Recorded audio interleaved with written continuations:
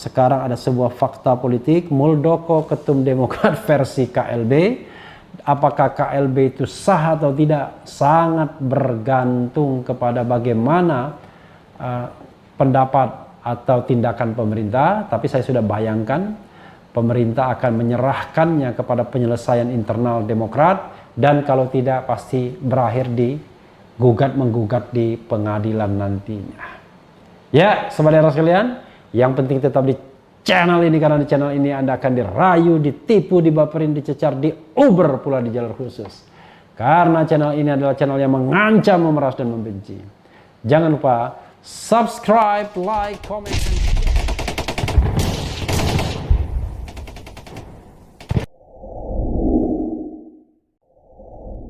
Assalamualaikum warahmatullahi wabarakatuh, Sobat RH sekalian.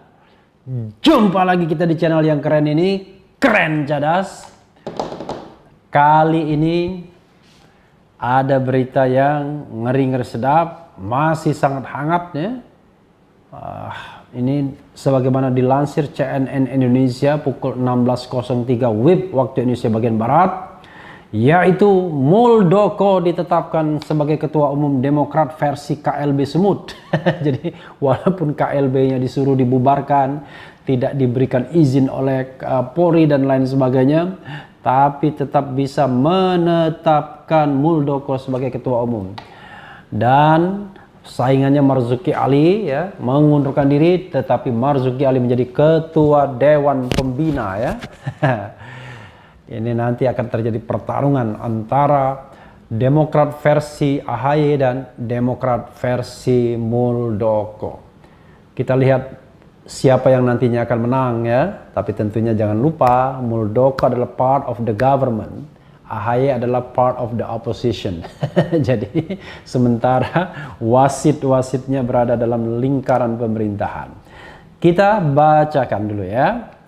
Medan, CNN Indonesia. Kongres luar biasa KLB Partai Demokrat yang berlangsung di Hotel The Hill Sibolangit, Deli Serdang, Sumatera Utara, Jumat 5 Maret menetapkan Jenderal Purnawirawan Muldoko sebagai Ketua Umum Partai Demokrat. Memutuskan menetapkan Jenderal Purnawirawan Muldoko sebagai Ketua Umum Partai Demokrat, kata Johnny Allen sebagai pimpinan sidang KLB. Ini kandidat kuat untuk menjadi sekjen kayaknya. Dalam acara itu para kader mengusulkan nama Marzuki Ali dan Muldoko untuk ditetapkan sebagai ketua umum. Namun akhirnya Muldoko langsung ditetapkan sebagai ketua umum Demokrat. Sementara itu Marzuki Ali yang hadir di acara tersebut dipakaikan kemeja Demokrat. Marzuki mengaku bersyukur KLB telah menganulir keputusan DPP Demokrat yang telah memecatnya. Kemudian peserta juga mengusulkan Marzuki Ali diangkat sebagai Ketua Dewan Pembina Partai Demokrat. Saya bersyukur status saya yang dipecat kemudian dipulihkan.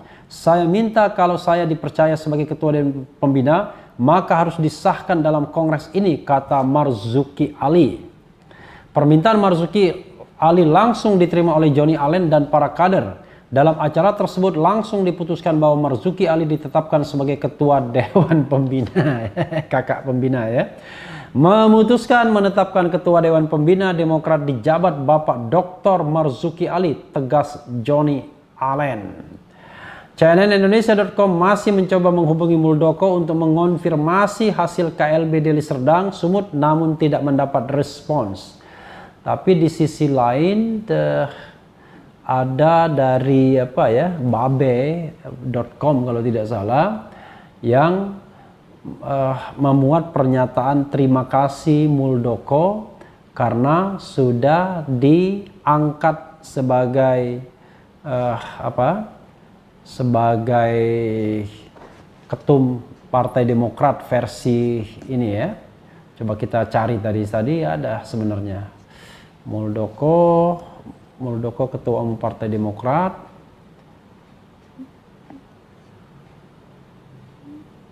Ya, tadi intinya adalah Muldoko mengucapkan terima kasih atas kepercayaan tersebut. Ini ada dari Tempo ya. Nah, Kongres luar biasa ini juga menetapkan Ketua Umum Partai Demokrat Kongres 5 Agus Harimurti Yudhoyono dinyatakan telah demisioner, memutuskan pertama Dewan Pimpinan Pusat 2020-2021 yang Ketua AHY dinyatakan demisioner, kata Joni. Sebelum KLB digelar, AHY telah menyatakan ada upaya pengambil alihan kepemimpinan Partai Demokrat. Upaya itu disebut melibatkan Muldoko. Ya, sobat era sekalian ya. Ada tadi Muldoko ditetapkan sebagai ketua. Saya tadi baca dari mana ininya ya, komentarnya itu. Sebentar saya lihat dulu. Intinya Muldoko tidak menolak penetapan dirinya sebagai ketua umum Partai Demokrat yang baru ya. Jadi dia menerima itu, dan maka sekarang terjadi kepengurusan ganda Partai Demokrat. Pastilah kubu AHY akan mengatakan bahwa KLB itu tidak sah. Tetapi soalnya adalah sobat era sekalian, yang akan menyelesaikan nanti adalah pengadilan. Sebelum ke pengadilan itu akan dulu ke Kementerian Hukum dan HAM. Nanti kubu Muldoko akan menyusun kepengurusan, lalu mendaftarkan ke Kementerian Hukum dan HAM, lalu akan ada protes dari kubu AHY. Lalu yang terjadi bagaimana nantinya? Yang terjadi adalah karena masih ada dua versi, Kementerian Hukum dan HAM belum bisa mengesahkan kepengurusan Demokrat versi Muldoko, dan jangan-jangan memfreeze kepengurusan versi AHY. Jadi dua-duanya tidak bisa mengatasnamakan Demokrat for the time being ya. Nah, ini yang jadi masalah ya, karena kita tahu bahwa Demokrat itu ada tangannya di DPR. DPR nanti pasti terbelah antara yang pro AHY dan pro Muldoko. Mereka yang idealis akan bersikap dari awal, mereka yang pragmatis ya akan melihat kemana angin bergerak. Dan pasti akan ada pergantian-pergantian ya, ketua fraksi dan lain sebagainya. Ini membuat kacau struktur di fraksinya. Sobat era sekalian, that's politik ya. Kalau saya mengatakan tak elok rasanya ya. Karena harusnya namanya perebutan ketua umum partai itu harus reguler melalui sebuah forum yang resmi, ajak dan lain sebagainya. Tapi ya itulah partai di Indonesia, sobat era sekalian. Sudah saya katakan, kalau tidak oligarkis, individualis, ya ribut dalam pemilihan ketua umumnya. Jadi yang tidak ribut itu adalah kalau dia oligarkis dan individualis. Misalnya PDIP tidak ribut lagi, karena sebelum pemilihan pun sudah dipastikan Megawati akan menjadi ketua umum. Gerindra tidak ribut lagi, sudah bisa dipastikan. Kemarin Golkar sedikit ribut antara Bambang Susatyo dan Erlangga Hartarto, tapi akhirnya Bambang Susatyo tahu diri karena istana lebih mengendorse Erlangga Hartarto sehingga mengundurkan diri. Karena mengundurkan diri akhirnya win-win solution, masih dapat sebagai ketua umum MPR. Jadi dapat semua. Ketua MPR dapat, ya kan? Lalu ketua MPR dapat, sementara Erlangga Hartarto tetap Menko Perekonomian. PAN sempat ribut, ya. PKS selalu adem ayem dari dulu, ya. Selalu adem ayem. Nah, ini kehebatan PKS, tidak pernah ribut, walaupun ada dinamika internal di mana Fahri Hamzah, Anies Mata keluar mendirikan Partai Gelora, tapi relatively baik. Partai apa lagi? Partai seperti P3 ribut juga. PKB relatively tidak ribut karena dinamika internal partainya sudah diblok semua. Jadi sudah menjadi rahasia umum. Pesaing-pesaing Caimin itu tidak akan bisa ikut muktamar ya. Kemudian siapa lagi ya? Kemarin P3 relatif mulus ya, karena Suharto Mono Arfa masih menjabat dan masih powerful walaupun disebut Sandiaga Uno dicalonkan sebagai ketua umum P3. Hanura relatif sekarang juga adem ayem, tapi bukan partai yang menonjol sekali ya. Tapi kita lihat partai-partai yang ada di barisan parliamentary threshold ya, mulai dari PDIP, Golkar, Gerindra, Nasdem juga aman-aman saja ya, selama Surya Paloh still there ya kan. Nah, jadi Demokrat inilah yang saya katakan vulnerable karena pengaruh SBY tidak kuat lagi, tidak mencengkram lagi kendati dia mantan presiden 2 periode ya. Karena secara ekonomi pun pasti tidak powerful ya. Artinya dukungan-dukungan resources politik dan ekonominya sudah selesai juga dan berhadapan dengan seorang Muldoko yang pastinya secara diam-diam, baik secara diam-diam maupun terang-terangan di endorse istana. Maka kita menyaksikan sekali lagi tragedi kepartaian seperti ini ya.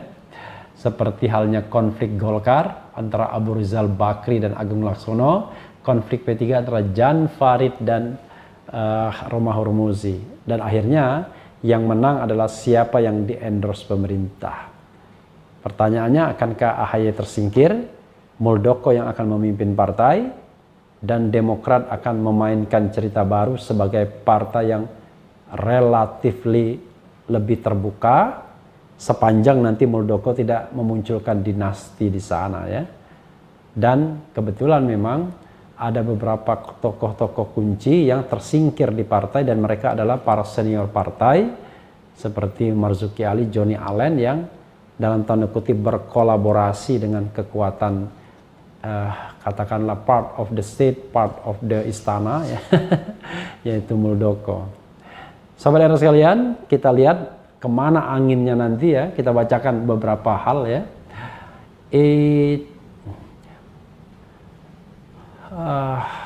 No money, no honey.